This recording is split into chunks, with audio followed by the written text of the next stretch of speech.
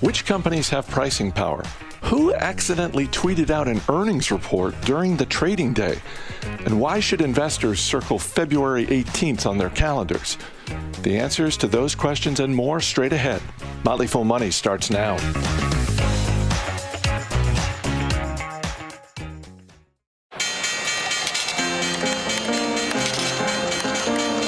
Everybody needs money. That's why they call it money. The best things in life are free, but you can give them to the birds and bees. From Fool Global Headquarters, this is Motley Fool Money. It's the Motley Fool Money radio show. I'm Chris Hill, and I'm joined by Motley Fool senior analyst Jason Moser and Ron Gross. Good to see you both. Hey, how you doing, Chris? We've got the latest headlines from Wall Street. We've got a closer look at the millions being spent on Super Bowl ads. And as always, we've got a couple of stocks on our radar. But we begin this week in the Magic Kingdom. Disney's first quarter profits came in much higher than Wall Street was expecting. Revenue from the parks segment was double what it was a year ago. And Disney Plus added 12 million subscribers. Jason, always a lot to unpack with this company. What is the biggest headline to you? Oh, feel the magic, Chris. Feel the magic, right? This report, I think, really kicks 2022 off on the right foot for Disney. With top-line revenues up 34%, earnings per share $1.06. It roared back from a challenging year last year. And the streaming business gets all of the headlines, it seems, these days. But to your question there, I think it was the parks business that was the attention getter. That segment posted its second best quarter of all time. Revenue more than doubled from a year ago. And that sent operating income through the roof. And remember that with a business like Disney, there are a lot of fixed costs involved with keeping those parks open and the bills paid. So as traffic grows, they get more profitable. And we saw that on display this quarter. But an interesting data point they noted in the call that I think is just worth remembering here. Per capita spending, right? Spending per person at the domestic parks grew more than 40% versus the same quarter in 2019. And even more interesting, that's off of lower traffic levels than they saw in 2019, which of course makes sense. But it just goes to show that they really do a wonderful job of monetizing those parks when they can keep them open. And I feel like we're at the point now where they're going to be able to keep them open on a more regular basis. There may be some ebbs and flows there over the coming year, but again, they followed it up, I think, with very strong media and entertainment performance there. That revenue grew 15%, and you get into really the streaming numbers, and that's what everybody wants to know, right? So they finished the quarter with 196.4 million total subscribers. That means they added 70.4 million for the quarter. That included 11.8 million new Disney Plus subscribers, and that brings that total to 130 million Disney Plus subs now. And that's important because, right, they set this goal, this target of 230 million to 260 million Disney Plus subs by the end of 2024. I feel like we were probably all a little bit skeptical that they would be able to pull that off a year ago. I feel like now it's a bit more of a reasonable target, right? That's just 20% annualized growth over the coming 3 years. So it feels like they've got things going in the right direction here. Yeah, Ron, when they launched Disney Plus, it was with a lower price point. This is a business that historically has exercised pricing power. If they're not doing it with streaming, to Jason's point, they're certainly exercising it in the parks. Absolutely. And what I love most about Disney is this great diversified revenue stream that does have pricing power kind of across the board. But You've got Disney Plus for those that stay home. You've got the parks for those who are going out. It's a great reopening play. Still trading around in the low 30, 31 times earnings, but earnings are still depressed. You adjust for that, you're back into the 20 times earnings for a really wonderful company. I'm waiting for them to reinstate the dividend. That'll be an important indicator to me that things are on track. What a week for Peloton. It started on Monday with the Wall Street Journal and Financial Times reporting that Amazon and Nike were interested in buying the company. Then on Tuesday, Peloton announced it is laying off 20% of its staff and replacing CEO John Foley with former Netflix and Spotify executive Barry McCarthy. Ron, where do you want to start? Boy, a lot to unpack. Quite the week. So the stock up more than 50% from Monday, but still off 75% from its 52-week high. as we know, to give some context, sales during the pandemic skyrocketed. Company acquired Precor for $420 million. Thank you. Management figured the gravy train was going to roll on. A pretty major miscalculation that the business wouldn't take a major hit in a post-pandemic world. But as we're seeing, that's not the case. Company's seeing a sharp decline in customer demand, as evidenced by this quarter's results, which they had outlined in a preliminary report in January, and guidance was well below expectations, which is what some investors are focused on. But as you mentioned, the stock did get a great big boost from rumors that maybe Amazon or Nike would acquire the company. I'm not seeing any real evidence of that quite yet. I'm counting these as rumors for now. I'm sure there will be people that come in and make an actual offer, but we don't know quite yet. Company announced some major changes that they're going to undertake that were greeted favorably by investors. As you mentioned, CEO John Foley, founder, stepping down. Barry McCarthy, CFO of Netflix and Spotify, will take over. Great credentials, but CFOs do not always make for great CEOs. It's somewhat of a different skill set. I'd imagine his job is to right-size this ship rather than be the CEO for the next decade plus.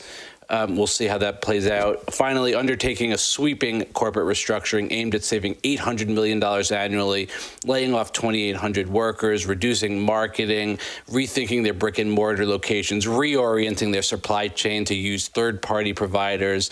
Lots of different initiatives underway to kind of right this ship, make the cost structure appropriate for where it looks like the demand is going to be. Affirm Holdings was scheduled to report second quarter earnings after the closing bell on Thursday. Unfortunately, someone accidentally tweeted out the results during the trading day, and shares of the buy now, pay later company fell more than 20%. Jason, how bad were these results? Itchy trigger finger, it gets you in trouble, Chris. Listen, I mean, the results were good, okay? So let's get that out of the way first. I think the key to understanding, I think the potential here is in Affirm's mission, which is to deliver honest financial products to improve lives. So I think the Affirm that we know today as a buy now, pay later company, that shouldn't be the same Affirm that we see 5 years from now, right? I think the promise of this business is beyond just BNPL, and so it's worth keeping that in mind. But it was a good quarter. It can always be tricky to understand why the market may be selling something like this on any given day. It's worth remembering Affirm doesn't make any money yet. They don't generate any cash flow yet. It's still valued at something like 15 times trailing sales. So it's going to trade on sentiment oftentimes. I think that really most of the selling is coming from the timing of revenue recognition. And in this business, they're seeing a higher mix of interest-bearing transactions. And those interest-bearing transactions, that revenue is recognized over longer periods of time. And so you see the key performance indicators not quite lining up with revenue forecasts. That can create a little uncertainty there, but I don't think that's necessarily a problem. But if we get to the numbers, gross merchandise volume for the quarter was $4.5 billion. That was up 115%, and well above their forecast from a quarter ago of $3.6 billion. And they noted strength, encouragingly, in travel and ticketing. That was up 314% from a year ago. But if you look at total revenue, less transaction costs, that grew 93%, right in line with the high end of their forecast. Active merchants increased from 8,000 to 168,000. Yeah, I know that sounds like a lot, Chris, and so there's a good reason. They signed on Shopify, so they get a lot of those Shopify merchants. That's what that is, but that's a good thing, right? So you saw consumers grow 150% from a year ago. We're seeing transactions per active customer grow 15%.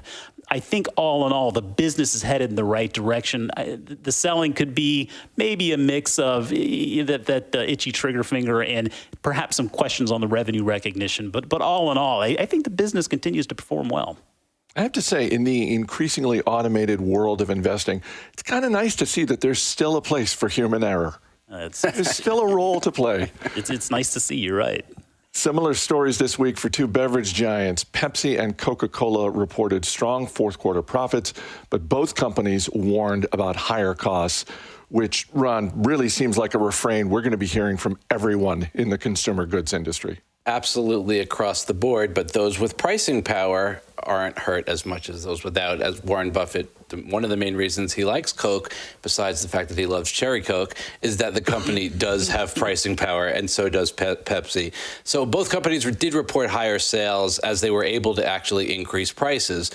But the higher costs from commodities, transportation hurt the bottom line still. Coke's revenue increased 9%. That was driven by a 10% increase in prices. And revenue at Pepsi, which does include Frito-Lay snack business, rose almost 12%, and that includes a 7% increase in prices.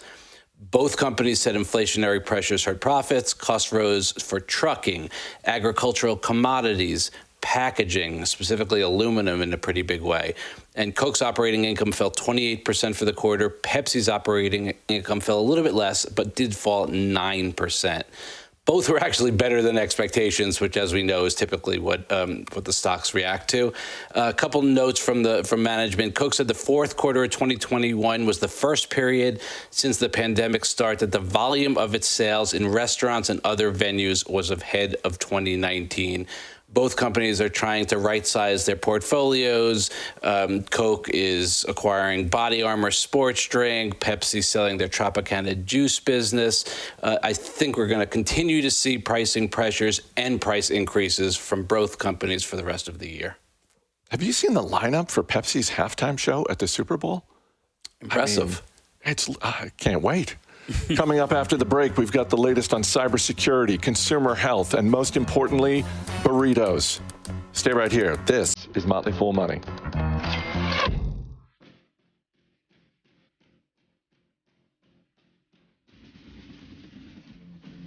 Welcome back to Motley Fool Money. Chris Hill here with Jason Moser and Ron Gross. Nice week for web security company Cloudflare. Fourth quarter profits and revenue came in higher than expected. Jason, the past 12 months have been a bit of a roller coaster for this business and this stock. How is 2022 shaping up for Cloudflare? Well, I based on this report, I think it's shaping up quite nicely. This was another very encouraging quarter that shareholders should feel good about. If you're not a shareholder, it's not too late either. Don't feel like you've missed the boat on this one because it's a big market opportunity they're pursuing. But they outperformed their internal guidance. Fourth quarter revenue totaled $193.6 million. That was up 54% from a year ago. They recorded dollar-based net retention rate of 125%. That set a record for them. It was up 600 basis points from a year ago. So not only are they keeping their customers, but they're developing those relationships. They're growing those relationships, those customers spending more. And I think another very encouraging sign, they're free cash flow positive for the quarter, which was a nice little bonus here. They have a very much a Jeff Bezos mentality with this business and reinvesting in it, even if management holds what would appear to be a little disdain for AWS and its pricing strategies. But generally speaking, I think all things look great. I have to tip my cap to them. A little shout out to Bill and Ted, and the earnings release is always well received, Chris. And Matthew Prince said, we had a most excellent 2021, awesome. Capping off the year with fourth quarter revenue growth, yada, yada, yada. So that was fun to see. But they added 156 new large customers. Those are the customers that spend more than $100,000 per year. So that brings that total of 1,416. That's up 71% from a year ago. And they saw some nice gross margin performance there at 79%. I think the trepidation the market has today, we're going to see investments in this business on the front half of the year, and that's going to impact that cash flow, again, on the front half of the year. Look more towards the back half to see that coiled spring a little bit, but all in all, they keep on doing what they say they're going to do, and I personally remain a very happy shareholder. Demand for vaccines and at-home COVID tests helped boost fourth quarter profits for CVS, but guidance for 2022 kept shares of CVS from moving higher this week. Ron, is the expectation that moving out of the pandemic phase is bad for their business? You know, perhaps investors shouldn't have been surprised that management expects a 70 to 80% drop in the number of COVID vaccines it will administer this year. That seems like investors should have expected that, and a 40 to 50% fall in COVID testing. Maybe the severity of that drop is a little bit surprising. So they did have to cut the bottom end of their cash flow forecast for the year, which, again, investors don't like when guidance, even partial guidance, gets cut, and that's what the stock reacted to. this week, but demand was so strong for the quarter. 20 million vaccines, which was up from around 11 million in the preceding quarter, 8 million COVID tests. Total revenue up 10%. Across their other business segments, healthcare benefits increased 8%. Pharmacy services revenue also up 8%. Management said 2022 is going to be driven by health insurance and pharmacy benefit in the absence of COVID, but that doesn't assume the potential for a fourth booster, so that will be the wild card there. They're continuing to execute on their omni-channel health strategy, rejiggering the look of some of the stores, closing some of the other underperforming stores. So we'll look forward to watching that unfold during the year. Like all restaurants, Chipotle is dealing with higher costs in food and labor. Unlike most restaurants, however, Chipotle is raising menu prices without apparently upsetting customers. Jason, if their fourth quarter is any indication of their pricing power, Chipotle might be in a class by itself. Well, I'm glad Ron brought up Warren Buffett, because that really was how I wanted to lead this off with Chipotle, because inflationary times can make investing a bit more challenging. And like Buffett always says, brands and companies peddling products that will always be in demand are great places to look in times of inflation. I think Chipotle clearly fits this bill. And management certainly believes they do have some pricing power to cope with stretches like this. The numbers seem to bear that out. Total revenue for the quarter up 22% to $2 billion. Comps up 15.2%. I really found it interesting, the digital sales growth of 3.8%, that doesn't really sound like a lot, particularly when you compare it to previous quarters. But I think that just is a good sign, really, that people are getting back out at it, right? I mean, that people are going to restaurants and shopping and doing things. That's a good sign generally from a greater economic perspective. But I mean, we saw a good boost in operating margin there. I think 80 basis points. Their restaurant level operating margin up 70 basis points. And yeah, they did take some price increases here through the year. They're going to be, I think, very thoughtful regarding that going forward. But again, looking at the market opportunity, just under 3,000 restaurants today, they recently upped that guidance. They feel there's a market out there for 7,000 total restaurants now in North America. And that includes a lot of these smaller footprint restaurants, Chipotle restaurants and whatnot, looking more towards small town USA opportunities, which I think is great. So all things considered, it feels like there's still plenty of room to run for the king. I would consider the king of the burrito, Chris. After a rough fiscal year, Zillow appears to have ended on a high note. Fourth quarter revenue was higher than expected. The loss was smaller than expected, and shares rose 15% on Friday. Ron, 2021 was just terrible for Zillow from an operational standpoint. Are they turning things around? It's maybe, I'm going to say. Stock's still up 75% from its 52-week high. Late last year, announced it would exit its home buying business after a faulty algorithm, of all things, had them buying properties at inflated prices. They're going to cut 25% of their workforce. Lots of criticism about poor management communication surrounding that announcement. Class action lawsuits also as a result. The shares did get a boost from this latest earnings report. The results show that the company is unwinding that buying business faster than expected, and their other segment, their premier agent advertising segment, did increase 13%. As part of the unwinding, Zillow sold more than 8,300 homes in the fourth quarter, so they're trying to get rid of those homes as quickly as they can. Management said the company expects to post $5 billion in revenue and 45% EBITDA margins by the end of 2025 as it seeks to build a, quote, housing super app. That puts the stock at around 6 times projected 2025 EBITDA, which isn't bad, but there's just no indication how they're going to get to $5 billion from a base of around $2 billion right now. And the CEO said, if people don't believe it, at least they're going to hear that I believe it. Well, I'm not a believer quite yet, but I'll be watching. Ron Gross, Jason Moser, guys, we'll see you later in the show. Up next, if you've got $7 million burning a hole in your pocket, you too can buy a 30-second ad on the Super Bowl. Stay right here. This is Motley Fool Money.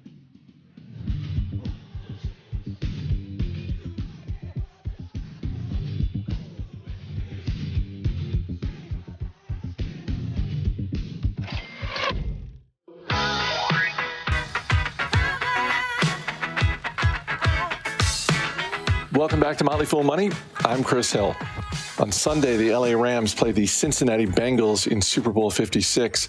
And for companies looking to promote their products and services, 30 seconds of ad time is going for as much as $7 million. Here to discuss that and more is Bill Shea, sports business writer from The Athletic, and he joins me now. Bill, thanks for being here. Hey, thanks for having me. Let me start with what for me is the obvious question. Is it worth it? That's a great question. And on Monday morning, there will be a lot of CEOs and CMOs asking that very question.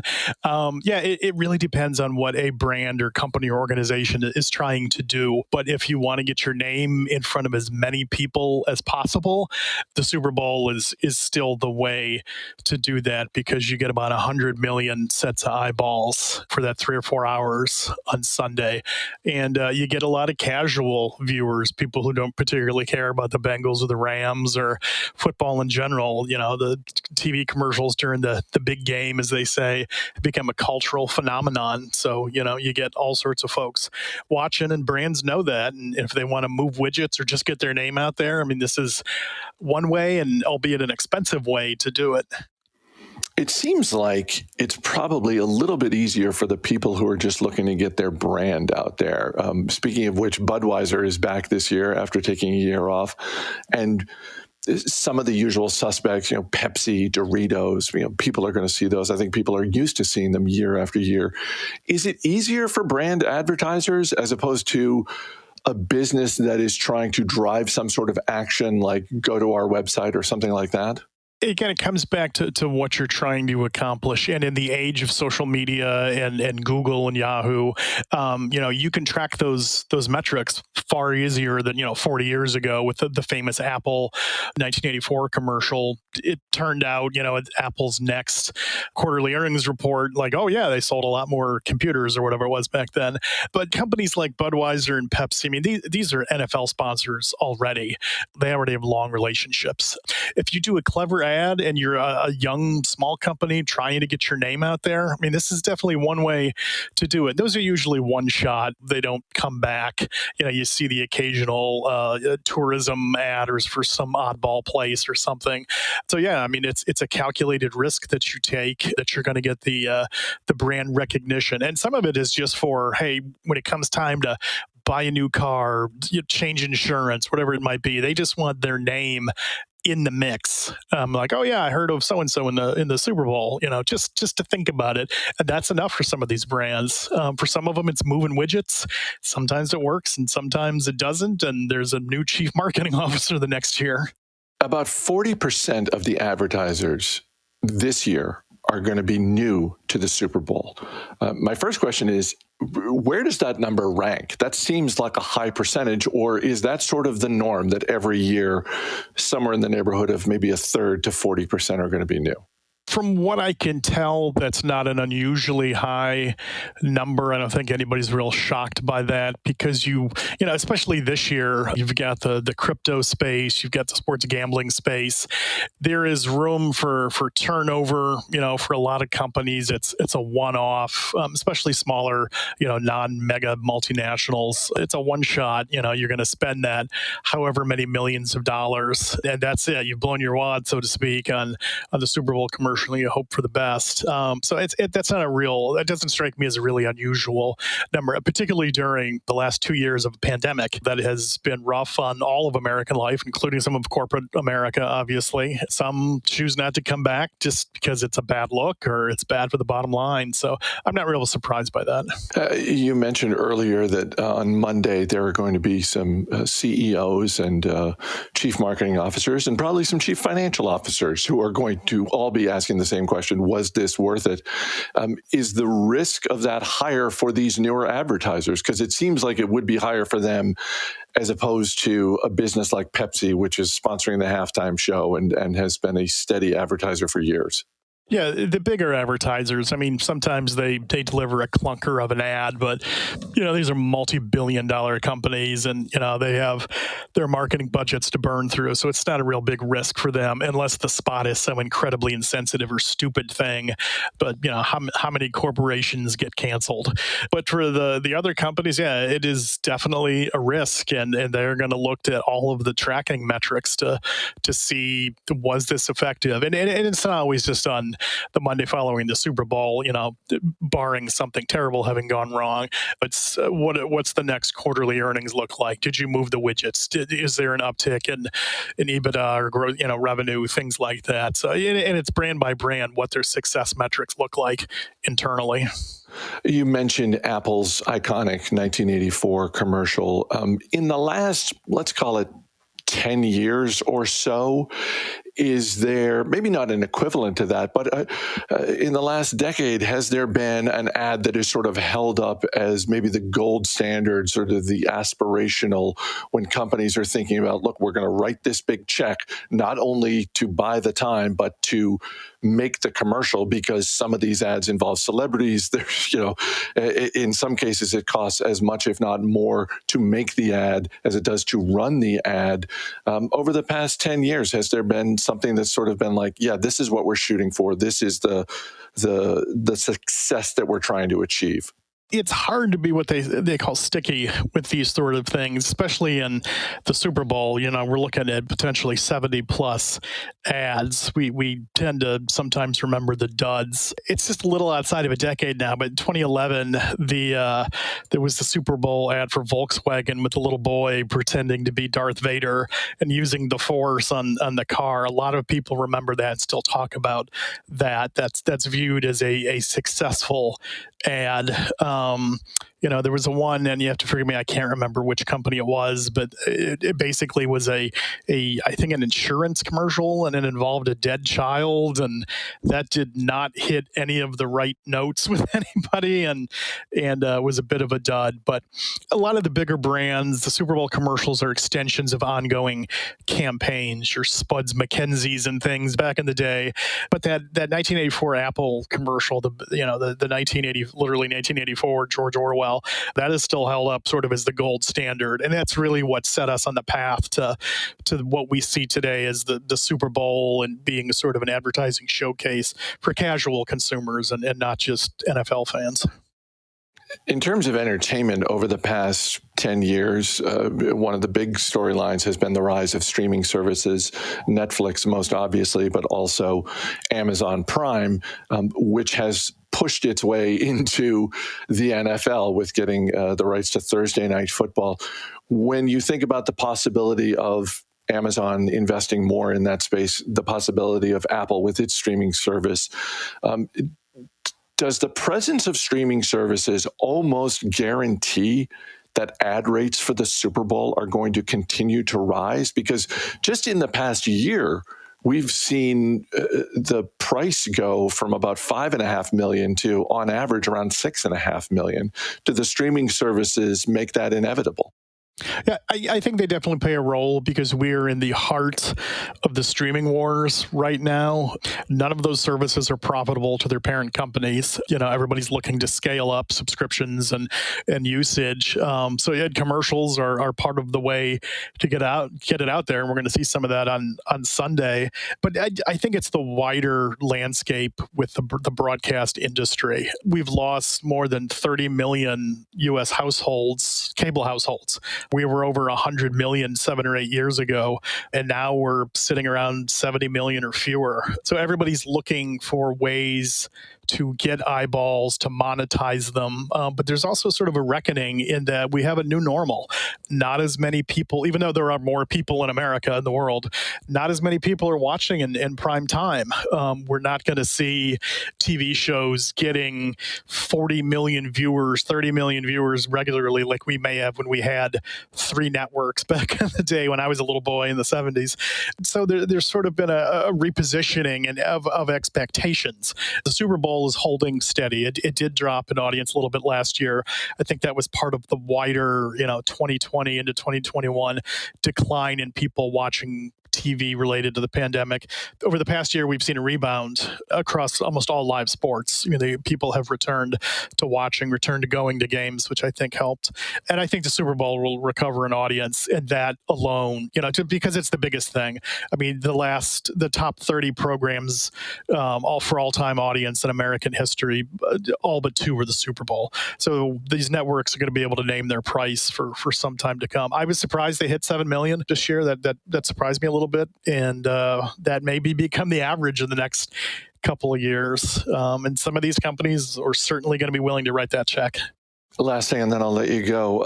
Are there one or two ads on your radar that should be on people's radar, either for the fact that someone's taking a risk reportedly with what they're trying to do, or just there's a lot of buzz that it could be the next, maybe not Apple in 1984, but maybe it's the next Volkswagen with the little kid being Darth Vader?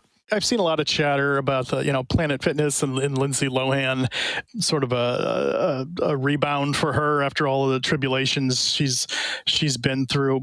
So many of these ads are already out there. It's been a trend for a while that they're released on YouTube and social days or weeks or even months before the Super Bowl. So and some brands hold back. There will be some surprises on Sunday. I'm kind of interested in seeing. There's been a rebound in auto companies coming back this year. They tend to do really interesting work. I just saw GM using Dr. Evil in the cast of the Austin Powers movies. That'll be a fun one because I'm in Detroit, so that's near and dear to me. But I'm just interested to see the surprise commercials, the shockers that I didn't know about. The other stuff I've seen, I'm like, okay, that's interesting, but I want to be wowed unexpectedly on Sunday. For my money, The Athletic is a must for sports fans, and reading Bill Shea is just one more reason to subscribe. Bill, thanks for being here. Hey, thanks for having me. Coming up after the break, we've got details on a virtual investing conference we're hosting next week that you will not want to miss.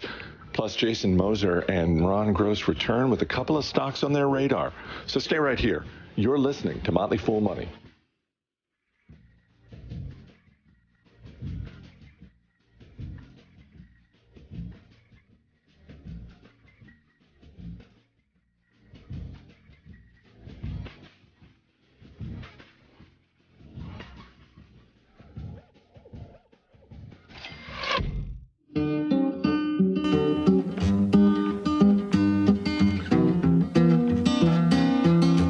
As always, people on the program may have interest in the stocks they talk about, and the Motley Fool may have formal recommendations for or against, so don't buy or sell stocks based solely on what you hear. Welcome back to Motley Fool Money. Chris Hill here with Ron Gross and Jason Moser once again. Couple things before we get to radar stocks. On February 18th, we are having a members-only event online called the Investing Essentials Summit. This is an all-day event focused on helping investors like you master your investing mindset, make sense of the current market, and pave the path to a $1 million portfolio. We also have an exclusive interview with the CEO of one of our most celebrated companies. So if you are interested, head on over to 2022.fool.com to get 60% off a subscription to our stock advisor service just in time to access this event. Again, it's for our members, but you can join us. You can become one of our members by going to 2022.fool.com. I will put that URL in the show notes. I would also like to welcome the newest affiliate to the Motley Fool Money family of radio stations, WPMO in Pascagoula, Mississippi. It's our first station in Mississippi, Ron. Hey, hopefully not welcome. our last. Good to have you. And a quick update for the dozens of listeners who were tuning in last week, wondering about Emily Flippin. She did finally get her spicy chicken sandwich as part of that DoorDash promotion with Shake Shack, the whole eatcute.com thing. So I checked in with Emily. She got her sandwich. Speaking of food, Jason, real quick before we get to radar stocks, food is such a big part of Super Bowl Sunday. Do you have a tip, a recommendation for the dozens of listeners who are maybe thinking about their menu, their spread for Super Bowl Sunday? Well, I'm going to kick it up a notch this year, Chris, because I got that Traeger for Christmas. I've just really been enjoying figuring out how to use it and all the different things I can do with it. I'm going to smoke some wings this Super Bowl Sunday. Going to smoke them slowly over some hickory there. But then what I'm going to do, Chris, after they're done smoking, I've told these listeners here already, they know about Big Daddy's Boy Howdy, right? They know about Big Daddy's Boy Howdy mustard sauce. I'm going to toss them in that mustard sauce. We're going to have Big Daddy's Boy Howdy smoked mustard sauce wings. I can't give away the recipes, Chris. I can't give away the sauce recipe, but just trust me. Trust me. I can already tell you, it's gonna be next level. But it sounds like hickory is a nice tip for people who are looking to do some smoking some meat. Hickory is a very good tip, and I tell you, that's the other great thing about Traeger is they have so many different types of wood pellets. You can really experiment with all of those different flavors. That's one of the things that makes it so much fun. Ron, what about you? I've got two things I'm going to do. I'm going to do a mini hamburger slider with the kicker being a spicy Calabrian pepper relish. Hey now. That'll give it a little kick there. I think it'll be nice. And for the main course, I'm going with a spatchcock chicken with garlic and herbs. Spatchcock is butterflying a chicken, removing the backbone so it lies flat on the cooking surface and the chicken cooks evenly. I feel so proud of you right now, Ron. I feel like my mentioning of spatchcocking a chicken before has led you to this superior decision making. It's going to be great. It sounds like one of those moves that really plays well with the judges, like when you're plating, on Iron Chef or something like that. As long as you execute that, then it's just, how good is the flavor? Oh, sure. It's going to be amazing. Don't you worry. Well, let's get to the stocks on our radar. Our man behind the glass, Dan Boyd, is going to hit you with a question. Jason Moser, you're up first. What are you looking at this week? Sure. Well, going to be watching the trade desk, ticker TTD. They've got earnings coming out on Wednesday, February 16th before the open. Really just looking forward to a status update with the company. The connected TV continues to gain share, becomes a more important part of their business. International continues to grow at a breakneck pace, growing faster than domestic, and that's expected to continue, which I think is really important considering what they do. You hear a lot of talk of this unified ID or UID2 as they refer to it. This continues to gain traction as more and more parties move away from dependence on those third-party cookies, looking for revenue of at least $388 million and adjusted EBITDA of at least $175 million. What do I like most about the trade desk in this market, though, Chris? We don't have to talk about the path to profitability because they're already profitable, Chris. And on top of that, they're cash flow positive. Dan, question about the trade desk? Yeah, Jason, the Trade Desk is, of course, an ad buying platform. Are they going to be running a Super Bowl ad this year? I would have to believe that they have their fingers in that in some way, shape, or form. I'll be interested to hear. Ron Gross, what are you looking at this week? I've got Brookfield Renewable Corporation, BEPC, global leader in renewable energy, one of the world's largest producers of hydroelectric power, which makes up more than 62% of its portfolio. They also have growing wind, solar, and distributed generation such as rooftop solar, their expertise in energy storage. They see continued growth ahead up to 20% annually through 2025. Should enable them to continue to generate strong cash flow, hike their dividend by 5 to 9% per year. Current yield is a solid 3.8% for those dividend investors looking out there for a quality company that is really chasing a trend of the decarbonization of the world and the economy. Take a look at Brookfield Renewable. Dan, question about Brookfield Renewable Corp? I'm a little surprised at Ron's choice here, Chris. I'm not going to lie. This doesn't seem like a very old economy company, if I'm going to be honest. Were you maybe hoping for like a tire company? Yeah, or Vulcan Materials or some sort of railroad, general Substrates. Ron Gross stocks. Well, Dan, at our upcoming member event that Chris just talked about, we're talking about trends, and I had the opportunity to talk about renewable energy and the decarbonization of the world as being a major trend that probably will have about $150 trillion thrown at it over time. And so this is one way you can play that trend.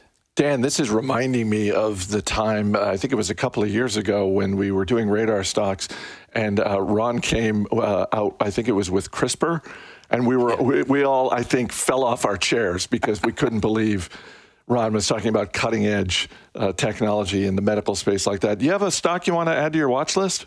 Before I add the stock to the watch list, Chris, I just want to say Ron has held with CRISPR and gene modification technologies since then. It's one of his favorite baskets of stocks. I'm actually going to go with him this week, going to go with Brookfield because, trends. Let's get on them early if we can. Nice. Ron Gross, Jason Moser, guys, thanks for being here. Thanks, Chris. That's going to do it for this week's Motley Fool Money radio show. The show is mixed by Dan Boyd. I'm Chris Hill. Thanks for listening. We'll see you next time.